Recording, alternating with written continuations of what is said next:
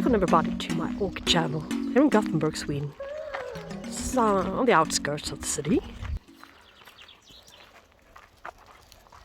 Going for a lovely stroll. Oh no, it's not a stroll, it's a walk. 1 hour walk in the woods and on this little path, of course. And it's gonna fetch some dummies. Yay! Dummies in the water. Yeah, it's a hunting dog here. Yeah. He loves to swim. Lovely lake.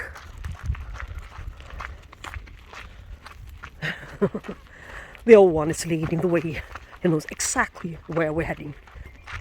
I bet he owns the charge here, according to his age.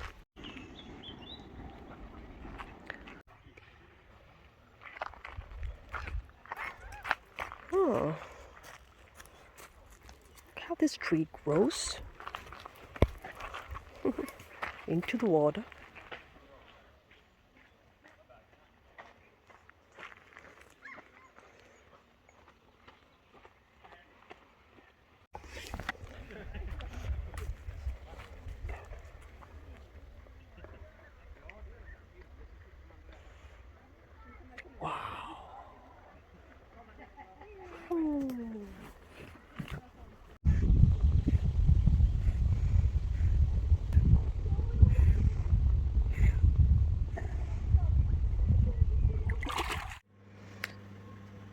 Yeah, back home again from the lovely walk in the woods.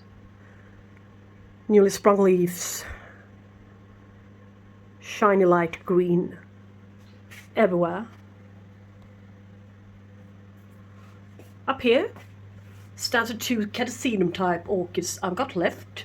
These aren't really my favorites. They need to grow very hot. And well, according to the weather forecast for this summer, it shall be quite hot.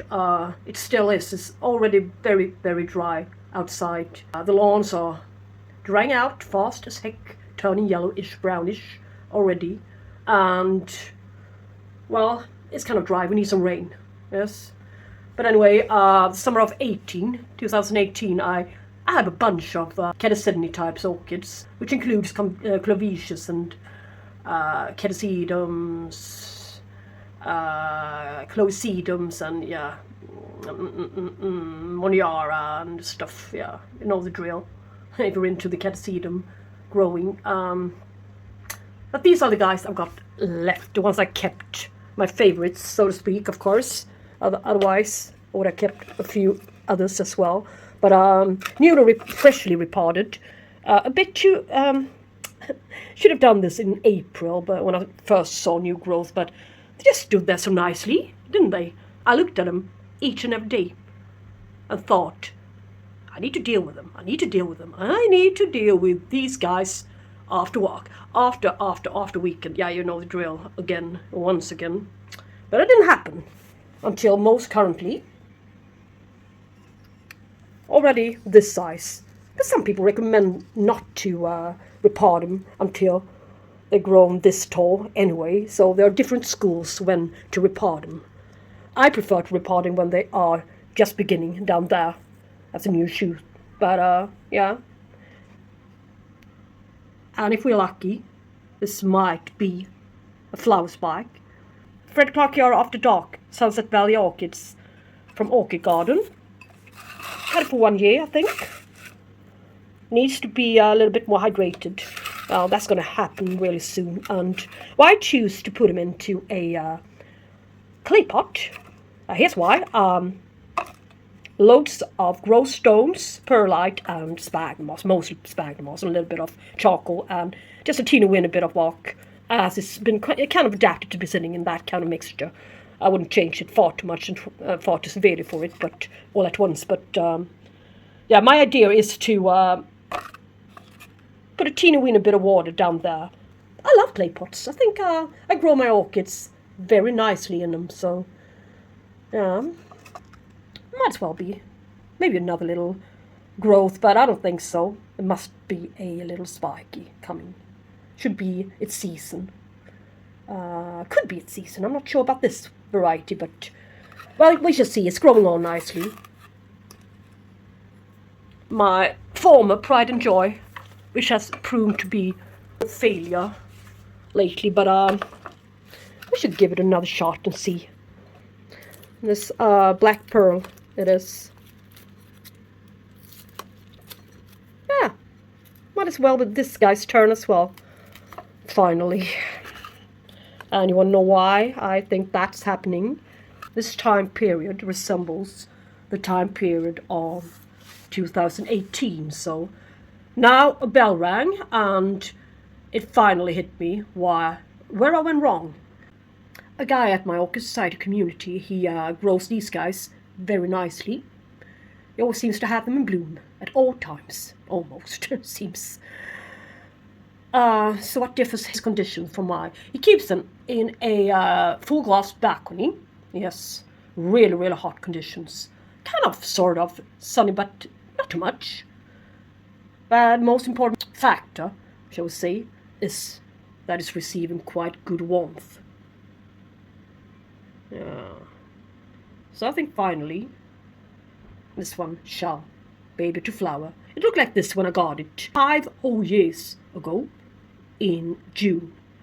I had this little beginning of something which looked, yeah, like this, a little new beginning, a little tendency of spike, which will develop later on, come Christmas. Yeah. So, maybe I was about to perhaps sell him. Well, the thought crossed my mind, but then I pushed that thought aside again and decided to keep it. I mean, I already had it for 5 years, so why just get rid of it? Every time I seem to want to get rid of an orchid, it starts to bloom, so as if it could read my mind. Well, no, not really. But a little bit of water to these guys up there again. I came across a good piece of this one. Not a piece, a good specimen, shall we say. A good orchid. From Sweden, monnierara. Whoops. Yeah, it's a cross, as you can hear. Monnierara, 3-road cross. Millennium Magic Witchcraft, yeah. An awarded plant, American Orchid Society, yeah. Blackish, dark purplish flowers. What happened to this guy? Yeah, it got exactly the very same treatment as the other ones. So, but this one decided to rot instead of trying. Such a pity. It was in a very, very good growing state all of the time since I got it. But this is a risky factor. This one shan't. As you can see, it's changed color. It's brownish. The incredible hawk color. Ugly green. So that means it shan't recover and plump up. It shall die. Next week it will be yellow. And it will probably spread on this fellow. If I don't dress it now. 1 month ago would have been more suitable, but yeah. So I'm gonna put him up in exactly the same pot, a clay pot, yes. And the propagation on this guy shall be, as you can see, no new life on it, no little nubbins, nothing. So just cut it off and see. And do not use a blunt one, blunt scissors. Yeah. So yeah, here's a small one. It won't work. We'll surely disinfect that one later on in the session. This one is already becoming blunt. I'm not sure why. This one should be sharp. It was yesterday. Anyway, you can see. Bloop. Could it be possible to... you can see a little bit of greenish root tips there still, but almost stopped growing. I don't like it being stuck to that one. Is it possible to... No, I think we need to keep it for a bit. I think it will. Yeah. Most part of it, I want to get rid of it. It's nasty, mushy stuff before it rots real good. Yeah. Anyways. let's expose the roots as well by removing a little sheath covering them. And you need to be really careful to the base here. Watch out, that one. No need for keeping these old ones. I could use this one as an anchor, to anchor it better. So it's quite shallow, as you can see, in comparison to this spot. Yes. This one is also exactly, I'm not sure about this growth. It's starting to rot a bit, I think. Or at least hope for this growth, but tomorrow it would have been gone, so really gone. Yep, same procedure. Cut it off before it all goes down the drain, and this one will rot from the base. Seen it before. Yep. Let us see. Yeah, I might as well just keep the whole lot here. Anchor and all. Just throw this part away. Soft and mushy will never recover. Yeah, take precautions and wash my hands in between. Yeah, it doesn't matter. They all been lying there together anyway, so. Uh-oh, this one is much better. Maybe. I think it's the newest one. Should be. I haven't yet peeled off the upper layer of sheath here, so I guess this is the newest one.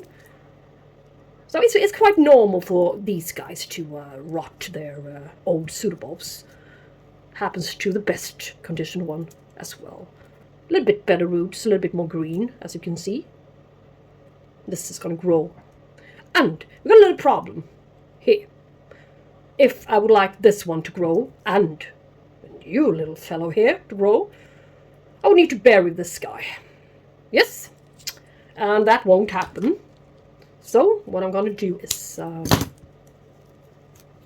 propagate it nicely and disinfect the tools with a bit of alcohol. Yeah. Anyways, look, is there anything else coming? Look here, it's also a little beginning of something. I wonder what it is. This one flowers in a really special way. I think from the leaf joints or from the side, so that shouldn't be a flower spike. But we never know. It's a cross. 3-row cross. Carries the traits from 3 different Catasetine orchids, so you never know. Can never be sure. If you haven't already had this variety before, could never be sure. I think I'm gonna cut it here. Straight across it.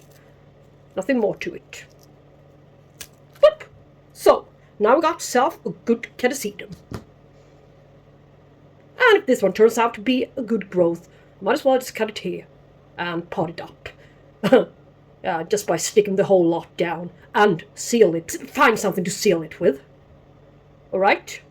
The bottom, so it won't rot. And move upwards and rot the whole lot off. So, wouldn't be any point to it, would it? This little fellow. The one which is growing the same way as I would have wanted the other ones to grow. From the bottom. So. But you can't win them all, can you, as I always say. Oh, cutie roots, green little root tips, so it's got a chance, yeah, it really has. Yeah, these guys are no use. They are just dead, all of them, totally bone dry and dead. Last year's roots, you can see, if I cut it here, there's absolutely no green stuff, material in it, so yeah. See my point? Cut away a little bit of its old roots and save a few for the little anchor. We wanna sphagnum moss, New Zealand. Yes. Spray it a bit to make it more flexible and more easy to handle. Just a little bit, teeny weeny bit. Otherwise, there's a chance on the pseudobulbs to rot, so that's not what we're after. We want the opposite, don't we? And a little bit of perlite. It's always a good concept. Add in a little bit of perlite. Oops. And slow release fertilizer. A couple of pieces. Yes. And a bit of charcoal. As always. Alright. A little layer down there. Just like this. Yes. And this one is going to be a wide. If we succeed, this one is going to be a really wide one. Might as well just tie them all together. Kind of, sort of. And if we're lucky, this one might as well become a good, wide, lovely orchid, even this season. So, let's see how we're gonna tie them up. It's not easy. Yes, can you see it? Be real careful with this guy. And this one to the... Oh Lord, we already have that one. Yeah. So, this way, I think I'm gonna put a little stripe. I haven't learned English word yet. It seems like I want to call them stripes, so just let me. Stubborn little lady here. Yeah. That one, the root's gonna go down. This one's root will... I'm gonna go over it or under it as it... Yeah, it's already is. This guy I can tie one more time to the main stem, major stem here. To seal it a little bit better. Yes, be so careful with that growth. Yes. Yes. So careful, careful, careful. And maybe you want it in picture. You want to see what I'm doing, perhaps? Yeah. Yeah, that's greatly great, I think. Yeah.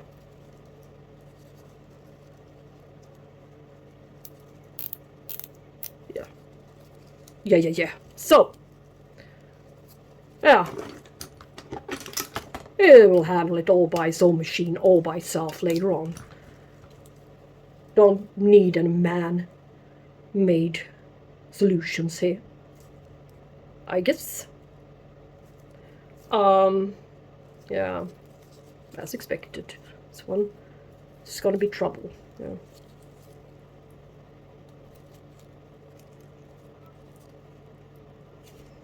I cannot,